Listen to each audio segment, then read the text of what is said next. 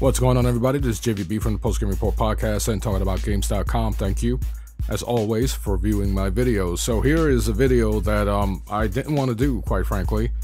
If you watched a few of my videos that I made in regards to Halo Master Chief Collection working, that's not the case right now. And as you view this video for the duration, you're going to see exactly what I'm talking about. Now, I don't know if this has anything to do with 343 Studios and the update that came out that had Master Chief Collection working, but I downloaded an Xbox One update. Actually, I downloaded two Xbox One updates. I have no idea what they are. I believe one is a preview program. But the very next day, when the Halo Master Chief Collection was working, well, the day after, I downloaded an update for the Xbox One, not from 343 Studios. So let me get that clear. After that update was installed, I couldn't find a freaking match on Halo Master Chief Collection. So I'm back to square one. And that pisses me the hell off. And I've been trying since then to find a freaking match on the Halo Master Chief Collection. Now, before I get to the topic at hand, and this has a lot to do with the title of this video. So let me go back a few days where I received a text from a very good friend of mine. He asked me, he goes, you're the expert here. Which console should I get between the PlayStation 4 and the Xbox One? He was really surprised at the answer that I gave him.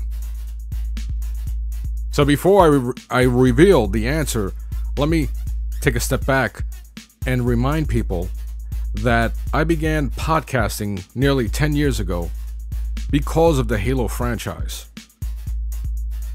I know a lot of people within the Halo community. I know a lot of people within 343 Studios, Bungie. I have a lot of friends. And when it comes to the Halo community, you can look me up. That's all I'm going to say in regards to that. I used to do a podcast with a friend of mine, a few of my buddies actually, Spellcheck and Fumo Jive.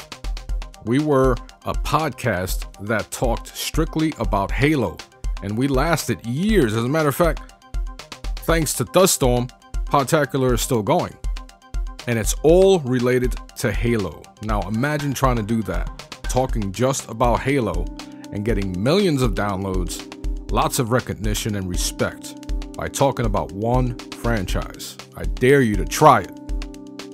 Anyway, so when I told him that he should go with the PlayStation 4, he was genuinely surprised. Now, this buddy of mine, we met through another friend who I met on Xbox Live, playing the original Xbox. I was playing a racing game. I forgot which one. It was Sega Rally Sport, I believe. And he and I were in a race, were pitted against each other. And we started talking and everything. Found out that he also lives in New York. I told him, why don't you hop on that same evening and play with me and my friends on Rainbow Six 3. He did. Ever since then, wow, over 10 years, we've been very close friends. So close that we actually worked at the same job for about a year together. And through there, I met the buddy who texted me. And so I've always been an Xbox, quote-unquote, Xbox guy. So much so that I nearly got a job with the Xbox team. I was close. I was one of the final, I almost said contestants, but I was one of the final candidates to work with the Xbox team.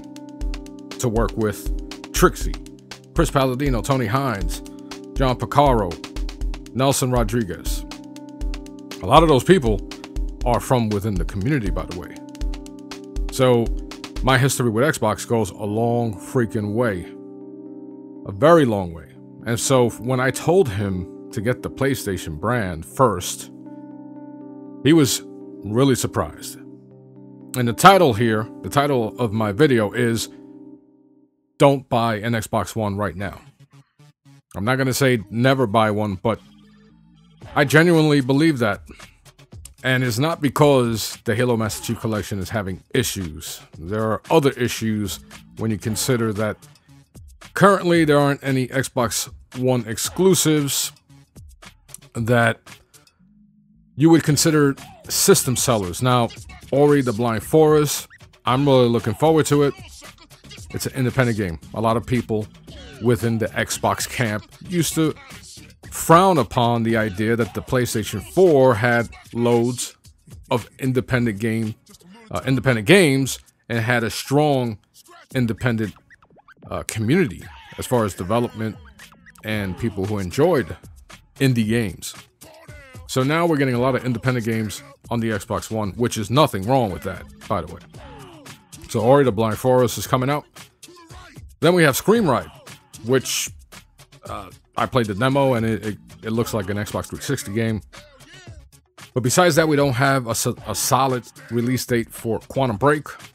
We do have Halo 5, and by the way, the Halo 5 beta, I played it on the Xbox One, and I enjoyed it a lot. It was smooth, and I can't wait for that. But honestly, I could have waited till Halo 5 came out to buy an Xbox One. I went out and bought it on release day. I wanted that experience of buying a PlayStation 4 and then an Xbox One a week later. And quite frankly, I have not used my Xbox One as often as I use the PlayStation 4. Right now, the PlayStation 4 has a larger variety of games. It also has a smoother interface, regardless of what people think. I own a Surface RT, and I know how to use Snap, and I know how to use the Windows RT operating system, and the Xbox One is very reminiscent of the Surface RT. So I know how to operate my way around that freaking operating system, and it's clunky.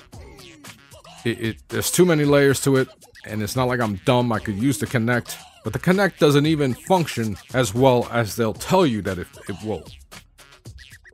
Right now, I've had thoughts of trading in or selling my Xbox One. I really have. And buying maybe a Wii U or just, I don't know. I especially yesterday after, I even tried this morning. You're viewing this video, 10 minutes of me waiting. I'm demonstrating that my gamer tag, which is JVB, that's my gamer tag. I'm showing my freaking friends list and everything to prove that I'm not bullcrapping. Right now, as it stands, the PlayStation 4, and hey, they sold over 20 million freaking PlayStation 4s worldwide. The Xbox brand, I don't know, maybe they have sold 10 million.